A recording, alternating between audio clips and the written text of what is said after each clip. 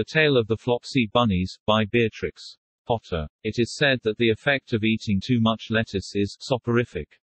I have never felt sleepy after eating lettuces, but then I am not a rabbit. They certainly had a very soporific effect upon the Flopsy Bunnies. When Benjamin Bunny grew up, he married his cousin Flopsy. They had a large family, and they were very improvident and cheerful.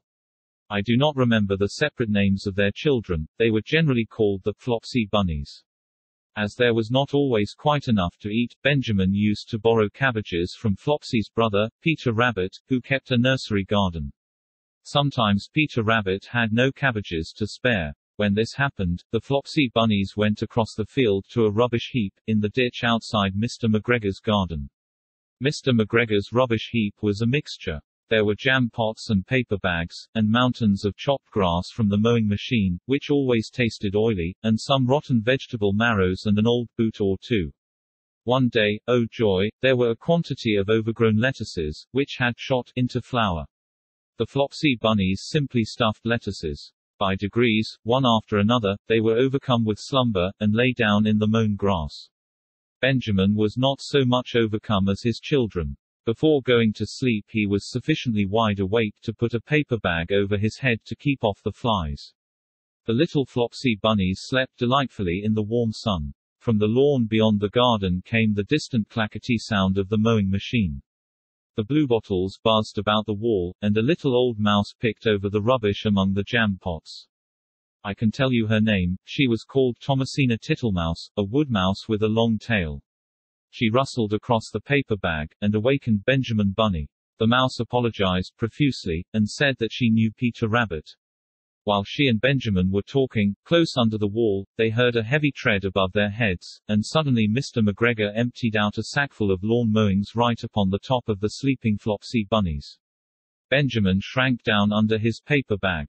The mouse hid in a jam pot. The little rabbits smiled sweetly in their sleep under the shower of grass. They did not awake because the lettuces had been so soporific.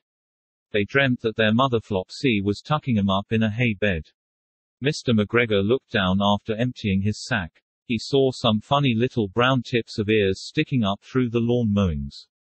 He stared at them for some time. Presently a fly settled on one of them and it moved. Mr. McGregor climbed down onto the rubbish heap. 1, 2, 3, 4. 5, 6 little rabbits, said he as he dropped them into his sack. The Flopsy Bunnies dreamt that their mother was turning them over in bed. They stirred a little in their sleep, but still they did not wake up. Mr. McGregor tied up the sack and left it on the wall. He went to put away the mowing machine. While he was gone, Mrs. Flopsy Bunny, who had remained at home, came across the field. She looked suspiciously at the sack and wondered where everybody was. Then the mouse came out of her jam pot, and Benjamin took the paper bag off his head, and they told the doleful tale. Benjamin and Flopsy were in despair, they could not undo the string. But Mrs. Tittlemouse was a resourceful person. She nibbled a hole in the bottom corner of the sack. The little rabbits were pulled out and pinched to wake them. Their parents stuffed the empty sack with 3 rotten vegetable marrows, an old blacking brush and 2 decayed turnips.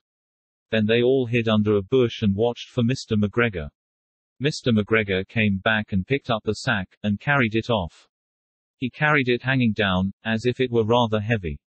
The Flopsy Bunnies followed at a safe distance. They watched him go into his house. And then they crept up to the window to listen. Mr. McGregor threw down the sack on the stone floor in a way that would have been extremely painful to the Flopsy Bunnies, if they had happened to have been inside it. They could hear him drag his chair on the flags, and chuckle. 1, 2, 3, 4, 5, 6 little rabbits, said Mr. McGregor. Hey, what's that? What have they been spoiling now? Inquired Mrs. McGregor. 1, 2, 3, 4, 5, 6 little fat rabbits, repeated Mr. McGregor, counting on his fingers. 1, 2, 3, don't you be silly, what do you mean, you silly old man?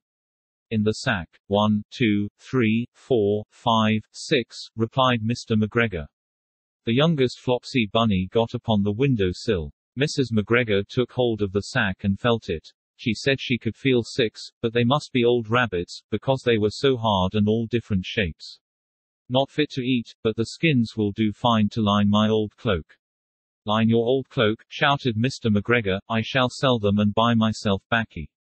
Rabbit tobacco. I shall skin 'em and cut off their heads. Mrs. McGregor untied the sack and put her hand inside. When she felt the vegetables she became very, very angry. She said that Mr. McGregor had done it a purpose. And Mr. McGregor was very angry too. One of the rotten marrows came flying through the kitchen window, and hit the youngest Flopsy Bunny.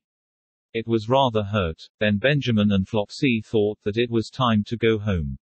So Mr. McGregor did not get his tobacco, and Mrs. McGregor did not get her rabbit skins. But next Christmas Thomasina Tittlemouse got a present of enough rabbit wool to make herself a cloak and a hood, and a handsome muff and a pair of warm mittens.